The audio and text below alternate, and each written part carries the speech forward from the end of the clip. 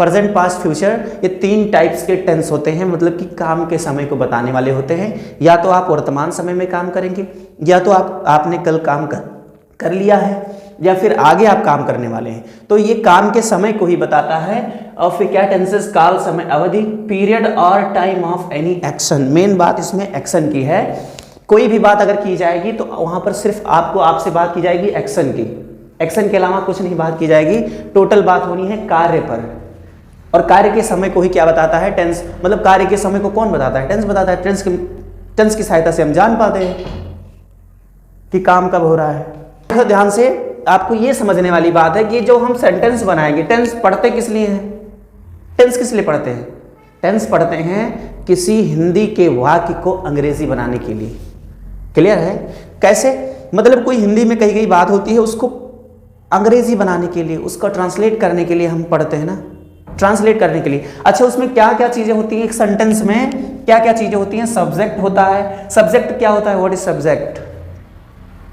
What is subject? पहला प्रश्न तो ये खड़ा हो गया, भाई सब्जेक्ट क्या होता है? मैं कहूं सब्जेक्ट का मतलब विषय नहीं, ऑब्जेक्ट। अब ये कौन सी चीज है भाई? ऑब्जेक्ट। ऑब्जेक्ट माने जहां या जिस पर काम हो। किस पर काम हो रहा था भाई? खाने पर काम हो रहा था। किस पर हो रहा था काम? फल कोई खा रहे, मान लीजिए शीला फल खा रही है। अब यहां काम कौन कर रहा है? शीला। कौन सा काम कर रही है? खा रही है। किस पर काम हो रहा है? फल पर काम हो रहा है। ऑब्जेक्ट क्या मिल गया? फल। ऑब्जेक्ट का मतलब एक चीज और होती है, वस्तु। वस्तु जान लीजिए, लेकिन वस्तु ही नहीं होती है। कभी कभी आप परेशान हो जाएंगे कि यहाँ तो कुछ दूसरे, मैं स्कूल जा रहा हूँ, मैं काम कर रहा हूँ ना, तो जो काम करे वो सब्जेक्ट होता है। जो काम मैं क्या कर रहा हूँ, मैं स्कूल जा रहा हूँ, मैं जा रहा हूँ, कहाँ जा रहा हूँ, किस पर काम हो रहा है? स्कूल पर काम हो रहा है, इसलिए वहां पर स्कूल ऑब्जेक्ट हो जाएगा। इसीलिए मैं ऑब्जेक्ट को वस्तु नहीं बता रहा, मैं ऑब्जेक्ट को वस्तु नहीं बता रहा, मैं तो इसे समझा रहा हूँ ना कि जिस पर काम हो, जहां या जिस पर काम हो वो चीजें हो जाती हैं ऑब्जेक्ट। क्लियर है ना? अब ध्यान से देखो, एक सेंटेंस में 3 चीज होगी, सब्जेक्ट, वर्ब और ऑब्जेक्ट होना है। 3 ही चीज को अगर एक तरीका मैं बता दूं तो क्या आप पहचान ले जाओगे? जी हाँ, पहचान ले जाओगे। ध्यान दीजिए, मैं कह रहा हूं कि प्रेजेंट को पहचानने का मैंने एक आसान तरीका बताया। कुछ नहीं करना, ये प्रेजेंट की जितनी चीजें होंगी ये पीछे लगे मिलेंगी आपको। एक सेंटेंस होगा ना, कोई एक सेंटेंस, कोई एक कही गई बात होगी ना, उसके पीछे आपको अगर प्रेजेंट टेंस का अगर सेंटेंस मिलेगा तो उसके पीछे ये 3 चीजें मिलेंगी, है, हूं। पीछे मिलेंगी। कहां मिलेंगी? पीछे। आगे नहीं मिलेंगी ना जी, बिल्कुल ना, आगे नहीं, पीछे मिलेंगी। याद रखना, पास्ट टेंस का कोई सेंटेंस आएगा, मुझे करना क्या है? मुझे तो सिर्फ ट्रांसलेट करना है और कुछ नहीं करना। तो अगर पास्ट टेंस का कोई सेंटेंस मिलता है आपको तो वो पीछे, आगे नहीं, कभी नहीं सोचना आपको, नहीं कभी नहीं जानना, आगे नहीं पीछे मिलेगा, था, थी, थे, मिल जाएगा। ठीक है ना? अच्छा, अगर फ्यूचर में क्या हुआ जान सकते हो ना, इतना तो माइंडेड हो तुम। फ्यूचर में क्या होगा? गागी की, कहाँ मिलेगा? आगे ना, पीछे मिलेगा। कहाँ मिलेगा? पीछे। ठीक है, मिल गया। क्लियर? अब मैं पहचान जाऊंगा कि मैं प्रेजेंट का काम क्या होगा, पास्ट का काम क्या होगा और फ्यूचर का काम। चलो भाई पूछते हैं, राम घर जा रहा है। मैं कहता हूं कि राम घर जा रहा है। आपसे पूछूं, राम घर जा रहा है, कौन सा टेंस है? कौन से टेंस का सेंटेंस? टेंस ही तो पहचानना है, टेंस माने समय ही तो पहचानना है। राम घर जा रहा है, आज जा रहा है कि कल जा रहा था कि परसों जाएगा? अब क्लियर हुई? सर कह रहे हो कि आज जा रहा है मिला ना, तो इसका मतलब आज ही की तो बात है, आज ही की तो बात है। बिल्कुल सही हो तुम, बिल्कुल परफेक्ट हो कि मतलब राम घर जा रहा है तो आज की बात हो रही है, प्रेजेंट टेंस की बात हो रही है, उसमें कल की बात नहीं है, आज की बात है। अगर मैं कह दूं कविता ने किताब पढ़ा, सर आप काम का समय पूछ रहे हो, आपने कहा कि पीछे है, हूँ आएगा, था, थी, थे आएगा, गागी, गे भी आ सकता, लेकिन आपने कहा कविता ने किताब पढ़ा या कविता ने किताब पढ़ी, रमन ने किताब पढ़ा। ऐसे सेंटेंसेस आप बताओ सर क्या कह रहे हो, यहाँ तो कुछ नहीं है, पीछे कुछ नहीं है, मैं कह रहा हूँ। फिर सुनो, अगर प्रेजेंट की बात की जाएगी तो पीछे है, हूँ जरूर होगा। क्या होगा? अगर प्रेजेंट की बात की जाएगी तो है, हूँ जरूर होगा। अगर नहीं की जाती है, अगर पीछे नहीं लगा होता है, और ऐसे ही सेम एज जैसे प्रेजेंट की मैं बात कर रहा हूँ ना कि अगर प्रेजेंट का सेंटेंस होगा तो उसमें है, हूँ जरूर लगा होगा। ऐसे ही अगर फ्यूचर का होगा, अगर फ्यूचर टेंस का कोई सेंटेंस होगा तो उसमें सेंटेंस के लास्ट में गागी के जरूर मिलेगा, 110% मिलेगा। इधर प्रेजेंट में है हूं मिलेगा, मिलना है तय एकदम फिक्स है। और इधर मिलेगा गागी के। अगर ये दोनों नहीं मिलते, कविता ने किताब पढ़ी, मिला पीछे पीछे कुछ नहीं, पढ़ी के बाद विराम लगा, कुछ नहीं मिल रहा है। अब जब ना है हूं मिल रहा है, ना गागी के मिल रहा है, फिर आपके दिमाग में बिना किसी अपवाद के, बिना कुछ सोचे आपके दिमाग में आना चाहिए कि ये सेंटेंस किसका है, पास्ट का है। खुला ना दिमाग, आया दिमाग में बात, बत्ती जली ना, जली बत्ती, चल गई हो तो बताओ।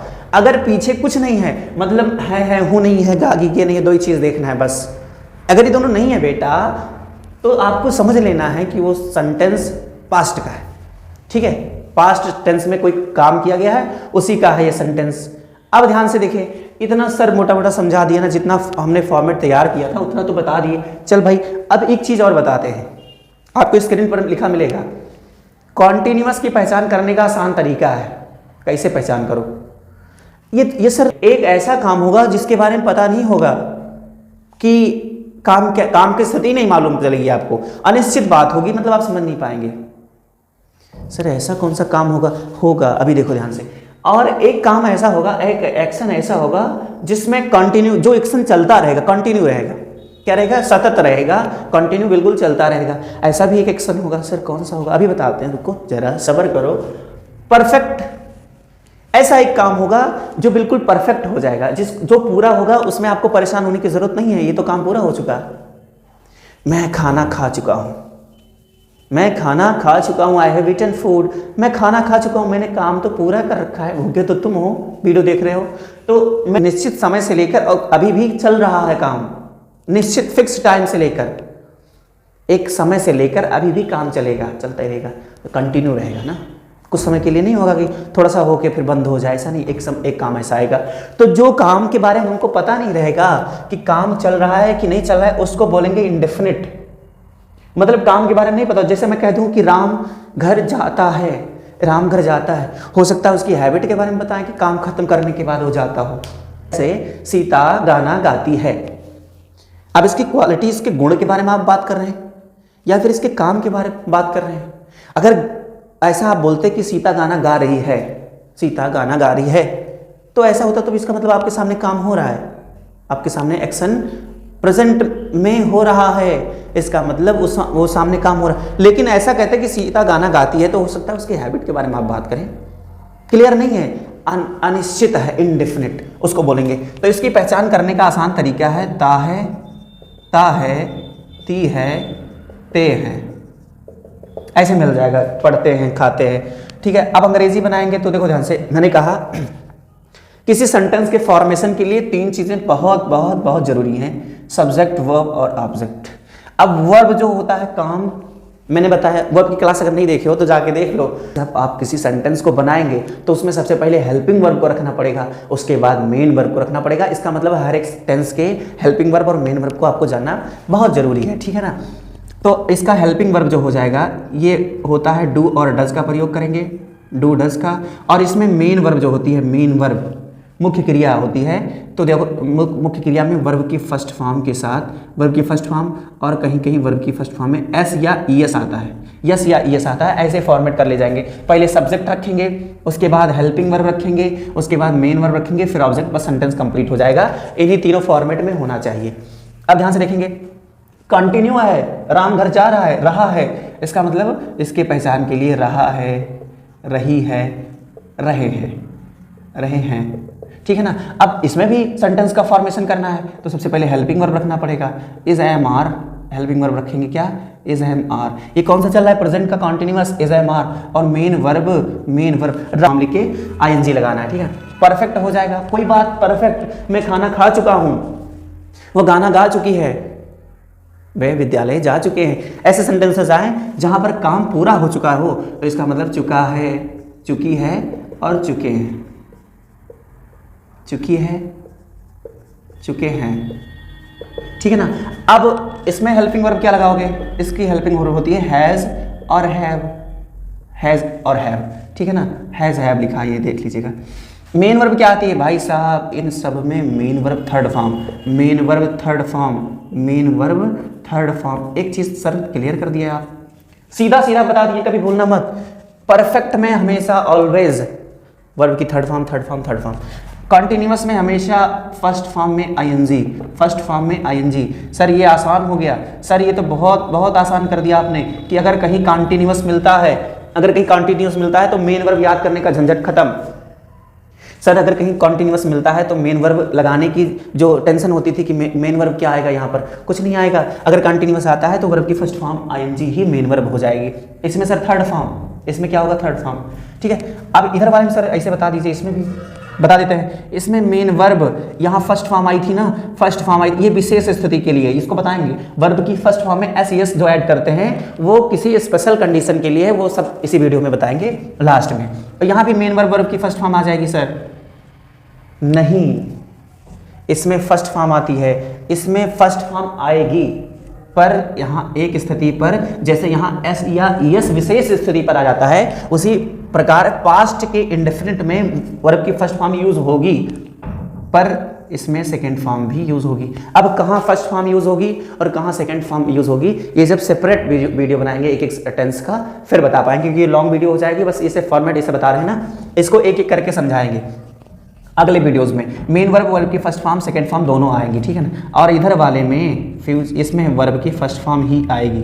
सर मेन वर्ब सबका बता दियो तो इसका भी बता दो।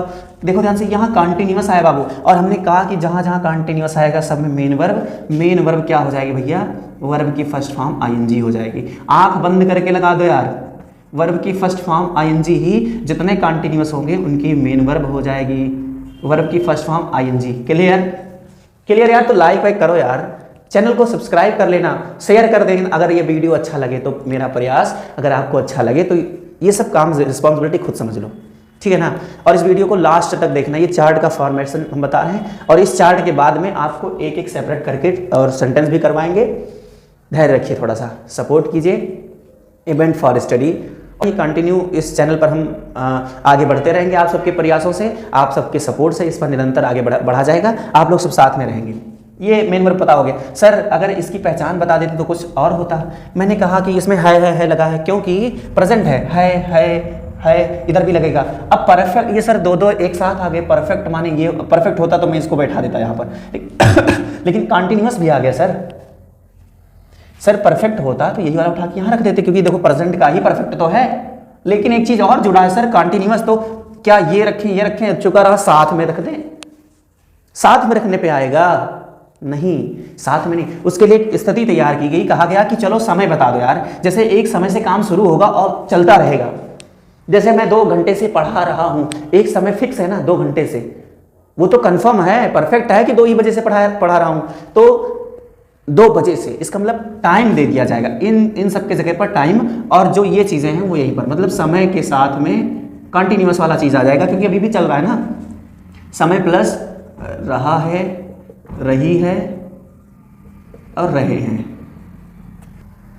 अब देखो ध्यान से, समय प्लस, ये तो पहचान बता दी आपने। अब बताओ, अगर हेल्पिंग वर्ब क्लियर हो जाए, हेल्पिंग वर्ब आप क्लियर बता दें तो मैं इसका भी सेंटेंस बना लूंगा। हेल्पिंग वर्ब क्लियर करो सर, कर रहे हैं भाई। रहा है कि तो हेल्पिंग वर्ब होती है इज एम और वाज, इज एम और होती है, रहा है, रही है, रहे के लिए, ठीक है ना। लेकिन ये जो परफेक्ट है, इस परफेक्ट की हेल्पिंग वर्ब हैज हैड होती है, नहीं सॉरी हैज हैव होती है परफेक्ट की हैज हैव हैड बिल्कुल होती है, लेकिन मैं प्रेजेंट परफेक्ट की बात कर रहा हूं, वहां पर सिर्फ हैज और हैव होती है, ठीक है ना। अब दोनों हैज या हैव और प्लस में लग जाएगा बीन, क्या लग जाएगा, बी का थर्ड फॉर्म बीन होता है, ठीक है ना। अब हैज हैव के बाद थर्ड फॉर्म भी आ जाएगी, और इसकी भी बेस फॉर्म आ गई, कॉन्टिन्यूअस की भी बेस फॉर्म बी आ गई वहां पर। परफेक्ट है तो इसके साथ थर्ड फॉर्म होनी चाहिए। अब होनी चाहिए तो किसका कर दें भाई, इज एम आर का तो थर्ड फॉर्म होता ही नहीं है, इसका जो बेस फॉर्म है उसी का थर्ड फॉर्म होता है। मैं कर दूंगा, कर दो यार, बीन रख दिया। अब इसमें समय आएगा ना, समय के लिए से आएगा, से, जैसे मैं 2 घंटे से, 4 बजे से, दोपहर से आएगा, से। उस से के लिए भैया सिंस या फॉर लगाएंगे, से के लिए फ्रॉम, देखो फ्रॉम भी लिखा जा सकता है ना, फ्रॉम टू आवर, फ्रॉम, लेकिन नहीं, फ्रॉम गलत है। किसी को किसी चीज से अलग होने के लिए फ्रॉम का यूज किया जाता है, लेकिन यहां पर से के लिए 2 घंटे से, दोपहर से, शाम से ये करेंगे तो इसके लिए सिंस और फार का यूज करेंगे बस। अब ध्यान से सुनो, इधर आ जाओ। अब इसमें क्या करो, ता है, अब इसमें हाय है वाला समाप्त काम। अब क्या करो, दूसरा उठाओ पास्ट का, था थी थे वाला, तो यहां हो जाएगा ता था, ती थी, ते थे, ठीक है ना। हेल्पिंग वर्ब हो जाएगा डिड। मेन वर्ब, वर्ब की फर्स्ट फॉर्म, सेकंड फॉर्म, ठीक है ना। फ्यूचर में आ जाओ भाई, फ्यूचर में ता नहीं लग सकता, देखो ता लगते आता है, यहां नहीं लगेगा। फ्यूचर में सीधा सीधा गा की गे, गा गी और गे आएंगे। अब इनका हेल्पिंग वर्ब, फ्यूचर का हेल्पिंग वर्ब ऑलवेज विल और शैल होता है, विल शैल, विल और शैल होगा हेल्पिंग वर्ब इनका, ठीक है ना। अब मेन वर्ब, वर्ब की फर्स्ट फॉर्म आ जाएगी। इनमें देखो, इधर रहा है, रही है, जुड़ रहा है, हूं जुड़ेगा। अब इसमें था थी थे जुड़ेगा, था थी थे, क्योंकि पास्ट का टेंस है, ठीक है ना। तो यहां पर हो जाएगा रहा था, रही थी, रहे थे, ठीक है ना। अब इसका हेल्पिंग वर्ब सर क्या हो जाएगा, इसका हेल्पिंग वर्ब हो जाएगा वॉज वेयर। अच्छा, ये कहां से है, वॉज वेयर का बेस फॉर्म क्या होता है बताएंगे? चलो एक क्वेश्चन पूछ लेते हैं, वॉज वेयर का बेस फॉर्म क्या है, कमेंट में आना चाहिए। जितने लोग वीडियो पूरा देखेंगे ना, उनसे ये प्रश्न पूछा गया है, मैं पूछ रहा हूं ना, अभी पूछ रहा हूं कि वॉज वेयर का बेस फॉर्म क्या है, what is the base form of was and were. Answer मिलेगा ना, आंसर देंगे उनको हम राजा बनाएंगे, राजा, पद्मश्री दिलाएंगे पक्का। आंसर करके जाना, जो लोग आंसर कर देंगे ना उनको हम पद्मश्री दिलाएंगे पक्का है, कंफर्म है। बस ये बताना कि वॉज वेयर का बेस फॉर्म क्या होता है, ठीक है ना। अब आ गए फ्यूचर में, हमने कहा कि फ्यूचर की helping verb always will and shall होता है, ठीक है ना। तो यहाँ भी कॉन्टिन्यूअस है, फिर बेस फॉर्म आ जाएगा तो यहाँ पर रख देंगे हम। तो अब कैसे लिखेंगे इसकी पहचान, रहा था, अब गागी के लगेगा ना, तो रहेगा, रहेगा, रहेगी, रहूंगा, ठीक है ना। अब इसकी हेल्पिंग वर्ब विल बी और शैल बी, क्योंकि विल शैल हमेशा फ्यूचर की हेल्पिंग वर्ब होती है। अब बी लग जाएगा क्योंकि ये कॉन्टिन्यूअस है, कॉन्टिन्यूअस की helping verb is am are होती है, विल और शैल इज एम आर के साथ नहीं आ सकते, इसलिए इसका बेस फॉर्म आया है मेन वर्ब आईएनजी, ठीक है ना। आगे चलते हैं इधर वाले में, परफेक्ट है, चुका है, अब इधर हो जाएगा चुका था, चुकी थी, चुके थे, ठीक है ना। अब इसकी हेल्पिंग वर्ब क्या हो जाएगी भाई, हैज हैव, इधर हो गया हैड, हैज हैव हैड, ठीक है ना। क्लियर है, ज़्यादा तो गड़बड़ नहीं दिख रहा है, दिख रहा है ना, ज़्यादा गड़बड़ दिख रहा है नहीं, चलो इस काम चला लो यार, समझने वाली बात है, मैं बोल भी तो रहा हूँ। अब देखो ध्यान से, आ जाओ नीचे। अब यहाँ क्या हो जाएगा, हमेशा थर्ड फॉर्म। अब देखो ध्यान से, यहाँ भी चुका था, अब यहाँ हो जाएगा, ये गागी के लगेगा तो चुकेगा, चुकेगा, चुकेगी, चुके, चुकेंगे, ठीक है ना। अब देखो इसका हेल्पिंग वर्ब क्या हो जाएगा, अब इधर से आएगा तो विल शैल, इधर से आएगा हैज हैव, तो इसका मतलब will have shall have, will have shall have, ठीक है ना। विल हैव और शैल हैव इसकी क्या हो जाएगी, हेल्पिंग वर्ब हो जाएगी, ठीक है ना। अब इधर चलते हैं भाई, यहाँ समय के साथ रहा है, रही है, रहे हैं, आए हैं, और यहाँ समय के साथ क्या हो जाएगा, क्योंकि कंटिन्यूअस को भी वहाँ रखना है, तो समय तो आ जाएगा 2 घंटे से, 2 बजे से, और फिर इसके बाद में आ जाएगा रहा था, रही थी, रहे थे, ऐसे ऐसे डॉट डॉट समझ जाएंगे ना आप लोग। अब इसके लिए हेल्पिंग वर्ब क्या है ये बताओ बेटा, पास्ट का है, क्या है, पास्ट का है। अब यहाँ helping verb has have been लिया गया, तो यहाँ लेंगे हैड बीन, हैड बीन, क्योंकि यहाँ वाली तो ली गई थी, हैज हैव के साथ बीन लगा दिए थे, तो इसके हैड के साथ बीन लगा देंगे। से के साथ फिर वही कंडीशन होगी, से के साथ सिंस या फॉर लगाएंगे, फ्रॉम नहीं लगाएंगे बेटा, फ्रॉम नहीं।